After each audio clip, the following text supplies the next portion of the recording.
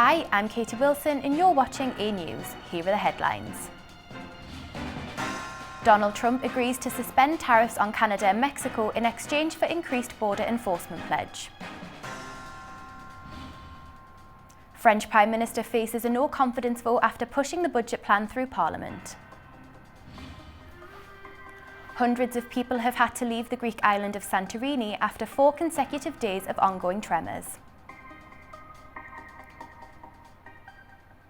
US President Donald Trump agreed to a 30-day pause on his tariff threats against Mexico and Canada after they pledged to boost border enforcement.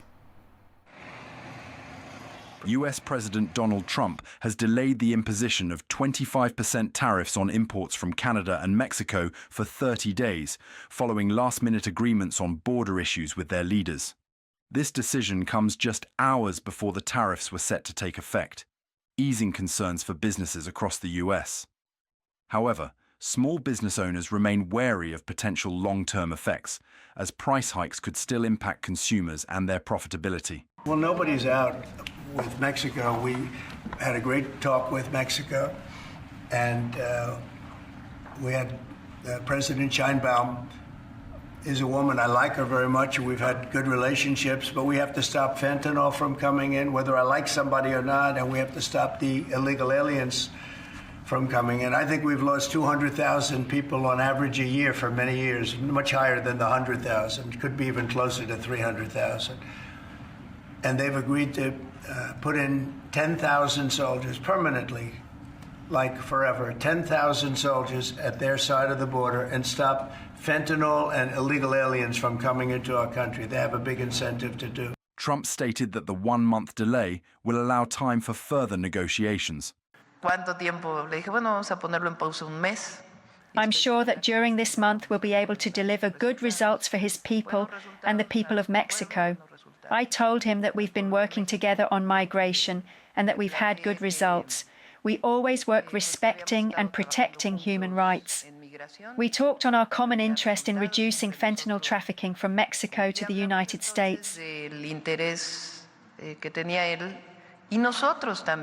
In addition to Mexico, President Trump has also delayed the imposition of tariffs on Canadian imports for 30 days, as confirmed by Canadian Prime Minister Justin Trudeau. The move eases immediate trade tensions, though details on what led to the decision remain unclear. Canada had warned of retaliatory measures, and the White House has yet to issue a formal statement regarding the next steps. Canada has the ingredients necessary to build a booming and secure partnership for the North American economy, and we stand at the ready to work together. Let's take a moment to talk about our shared border. Our border is already safe and secure, but there's always more work to do. Less than 1% of fentanyl, less than 1% of illegal crossings into the United States come from Canada. Despite the delay, small business owner Alicia Hale remains concerned about potential price hikes that could affect both consumers and her business model. I think that this is going to hurt across the board. You know, a lot of poor people think that Trump is the answer, but they're going to quickly come to realize that, you know, you voted for him thinking that the price of eggs are going to go down, and what we're going to see is an increase in everything, including stress. When the cost of goods are higher and people don't have the income to offset that, that means they're going to have to buy less. And that's already happening in this industry. So when consumers are buying less or consumers don't have money, that directly impacts our ability and our bottom line as well. As Hale emphasizes the burden on businesses, co-owner Gilea Hemmings shares a similar sentiment, highlighting the broader impact on business owners.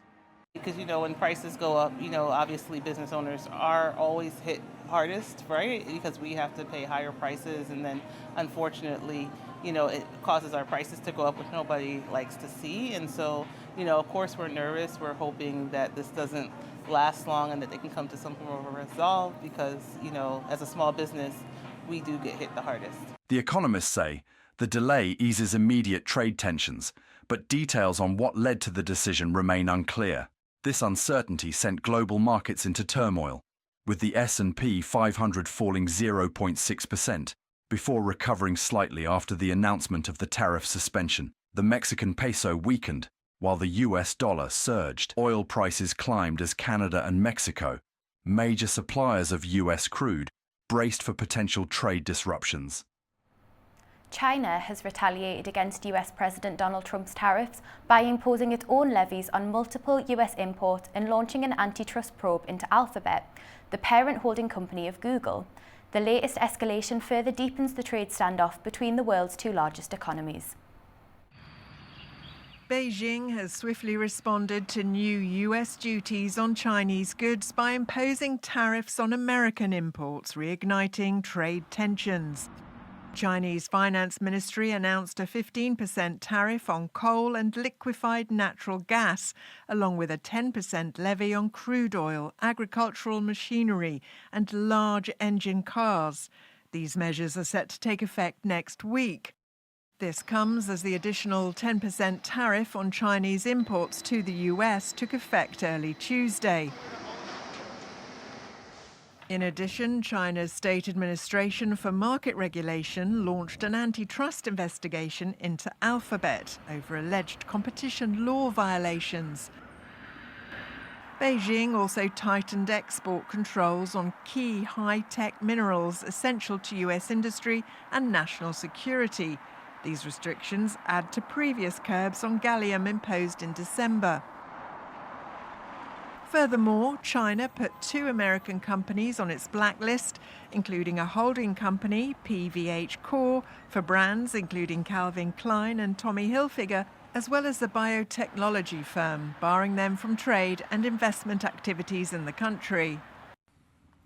Amid rising tensions, Trump warned of further tariff hikes unless Beijing curbed the flow of fentanyl into the US. Beijing condemned the US tariffs, calling them a violation of World Trade Organization rules and a threat to economic relations.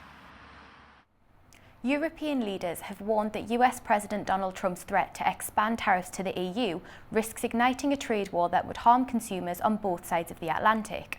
It's after they met in Brussels on Monday to discuss rising trade tensions and security.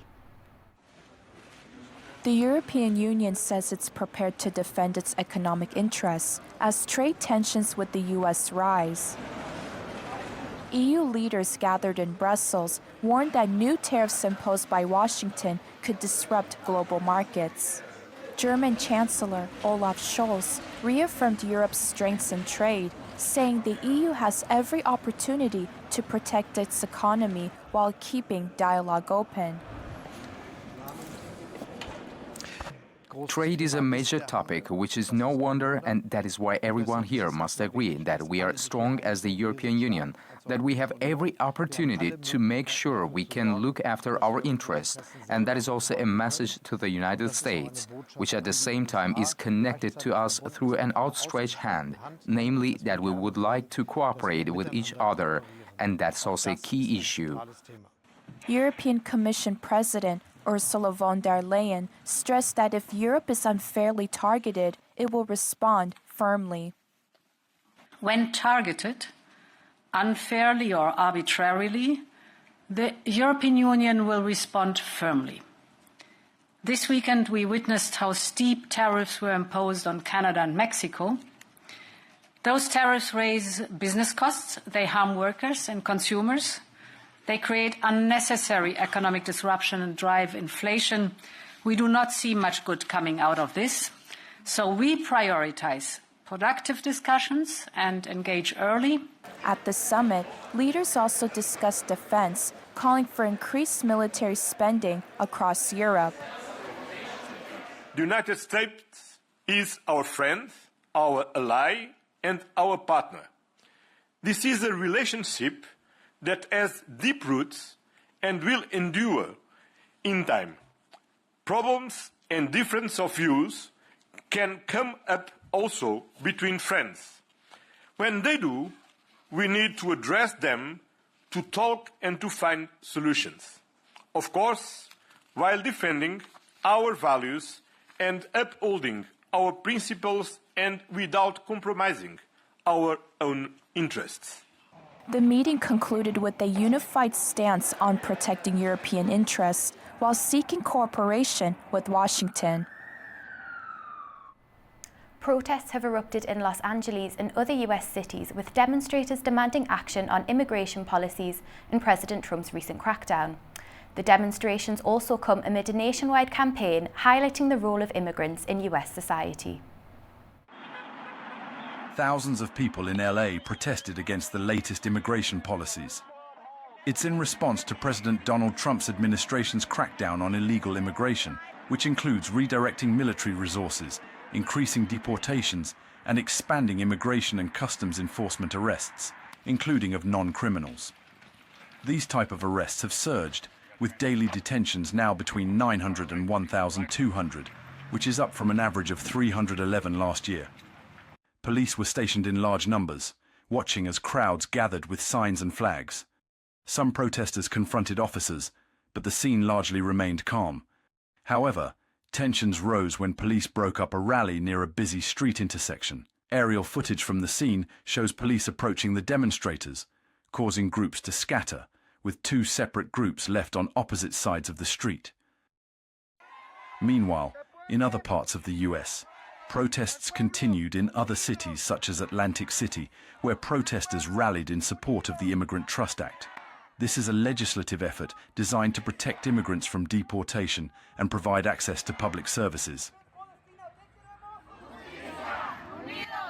In Chicago, as part of the nationwide Day Without Immigrants campaign, immigrants and their supporters were urged to stay home from work, school, and other daily activities to highlight their contributions to the economy. Work is underway to shut down the US foreign aid agency USAID, according to billionaire Elon Musk, who is heading US President Donald Trump's plan to shrink the federal government. Secretary of State Marco Rubio has taken over as acting USAID administrator. He criticised the agency for being unresponsive and insubordinate, calling for a thorough review and possible reorganisation. USAID's website is offline and staff were instructed not to come into the headquarters of the agency in Washington. The Trump administration has taken decisive action against the United States Agency for International Development, aka USAID.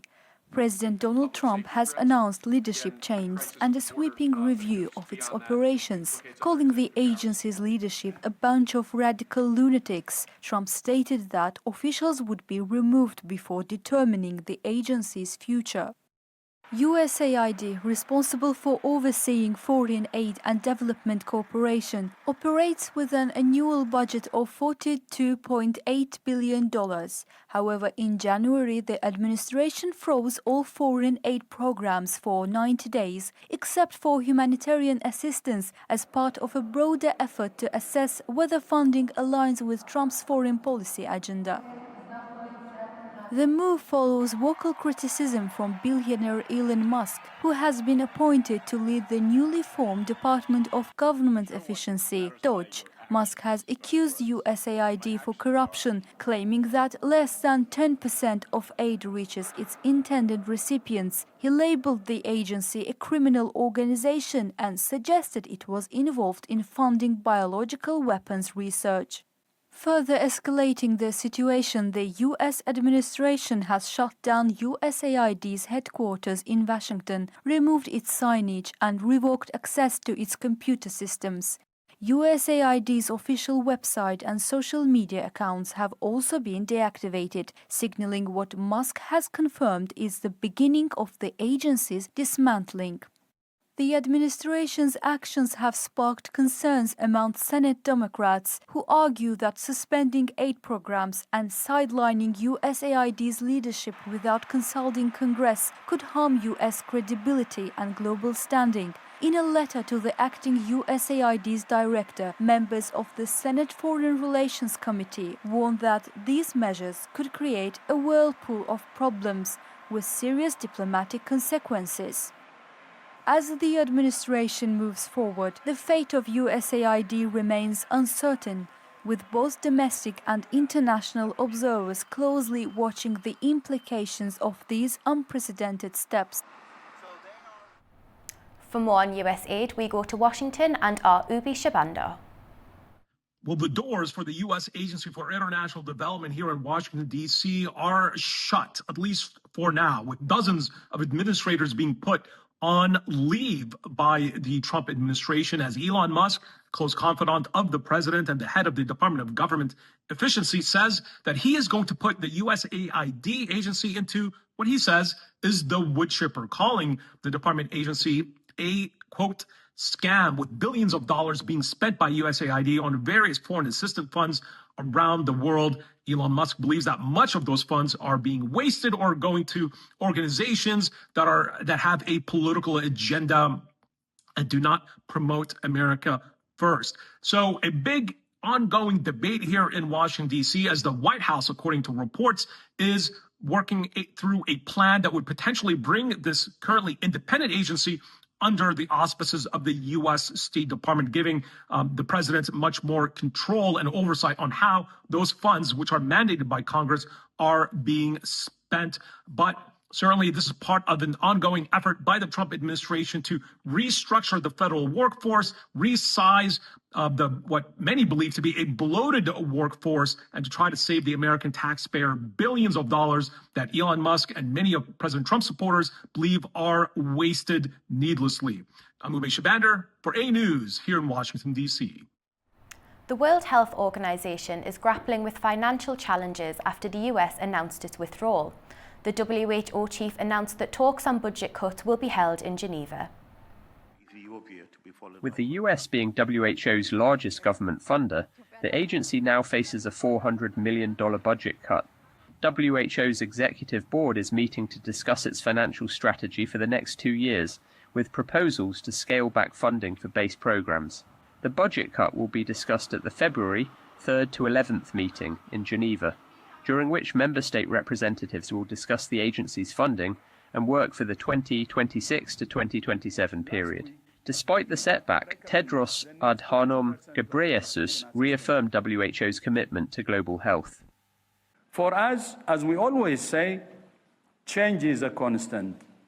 And that's what our member states told us when we started the reform. Change is a constant. We believe in continuous improvement. And we would welcome suggestions from the United States. To cope with the funding gap, WHO is implementing cost-saving measures, including freezing recruitment and cutting travel expenses. The agency insists it remains impartial, despite claims of political influence. Executive order says WHO has an inability to demonstrate independence from the inappropriate political influence of our member states. As a UN agency, WHO is impartial and exists to serve all countries and all people. Our member states ask us for many things, and we always try to help as much as we can. The US withdrawal process will take a year, but WHO hopes for renewed dialogue to secure future funding. International Red Cross workers and health officials have begun mass burials in eastern Congo to ease pressure on overwhelmed morgues. It's after intense fighting which saw more than 700 people killed since M23 rebel fighters seized control of Goma. Thousands more are wounded and displaced. Burial teams in Goma worked through the day on Monday, carefully lowering body bags into freshly dug graves. The operation comes as authorities struggle to manage the rising death toll from ongoing clashes between M23 rebels and the Congolese army.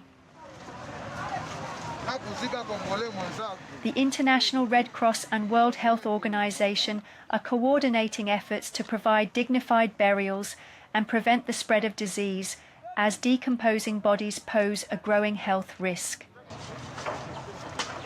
Health officials report that morgues in Goma have exceeded capacity, with power outages disrupting refrigeration. The scarcity of burial land is further complicating the crisis.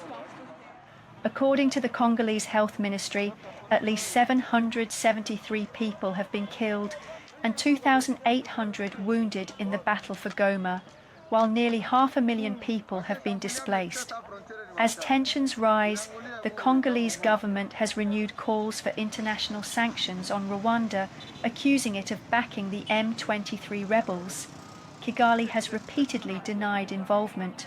With bodies still being recovered, relief organisations warn that the true scale of casualties remains unclear. French Prime Minister François Bayrou is facing a vote of no confidence. It's after he pushed through the country's budget bill without a vote in Parliament. The hard-left LFI says it was lodging 2 motions of no confidence on Monday. However, the Socialist Party said it wouldn't support the move. Bayrou's predecessor Michel Barnier was ousted in December when the far right and the NFP joined forces to topple the government.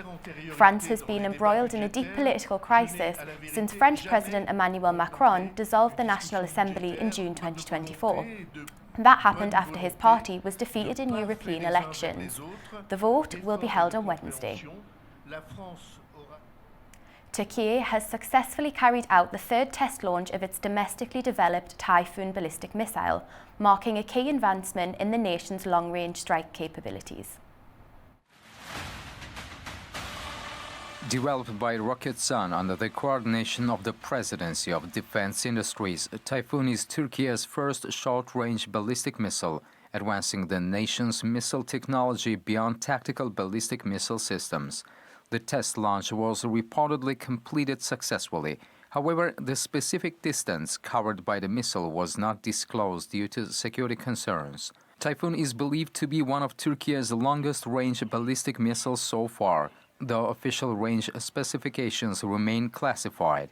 With its classification as an SRBM, Typhoon represents a major leap in Turkey's missile program, elevating the country's military capabilities to a new strategic level. The Turkish armed forces have possessed tactical ballistic missile capabilities since the 1990s, but Typhoon marks the first entry into the short-range ballistic missile category. Hundreds of people have had to leave the Greek island of Santorini after 4 consecutive days of ongoing tremors. Authorities have closed schools as a precaution and arranged additional flights as well as emergency response measures. Hundreds of Santorini residents were seen boarding a ferry to Athens after the island experienced a 4th consecutive day of earthquakes. Several tremors, some above 4 on the Richter scale, shook the island every few minutes. People were advised to avoid indoor spaces and small ports as rescue teams were deployed to the area. We are going to Piraeus. We are going to live there due to fear. What can we do? We are migrants. We came here and we leave again. Since January the 31st, earthquakes have been recorded between the volcanic islands of Santorini and Amorgos in the Aegean Sea. Authorities have now closed schools in the area until February the 7th. We don't know what is going on. We will go to Athens until we see how things develop here. Aegean Airlines say they'll be operating additional flights to and from Santorini. However, long queues formed at ticket agents on Monday and the island's port was crowded with people attempting to leave. I'm leaving because of the situation. I will be back when this whole thing is over. We believe we will be back. Local officials say that permanent residents were not particularly concerned as they'd all become accustomed to the quakes. However, some temporary workers on the island prefer to leave. I work on the island. I've been a resident for years. But today, nobody was expecting this to happen. What is happening now on the island is incredible.